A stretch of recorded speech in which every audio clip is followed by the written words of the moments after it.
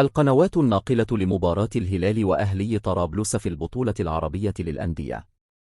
تذاع مباريات البطولة العربية للأندية أو كأس الملك سلمان للأندية الأبطال 2023 حصريا عبر قنوات SSC بعدما نجحت الشبكة السعودية في الحصول على حق إذاعة مباريات البطولة، وبالتأكيد ستجد مباراة الهلال وأهلي طرابلس على شاشتها.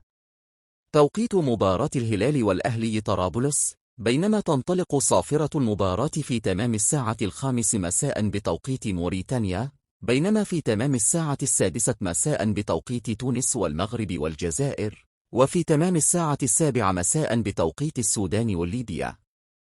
وبينما في تمام الساعة 8 مساء بتوقيت مصر والسعودية والكويت والعراق وقطر والبحرين واليمن ولبنان وفلسطين والأردن والصومال وسوريا، بينما في تمام الساعة 9 مساء بتوقيت الإمارات وسلطنة عمان.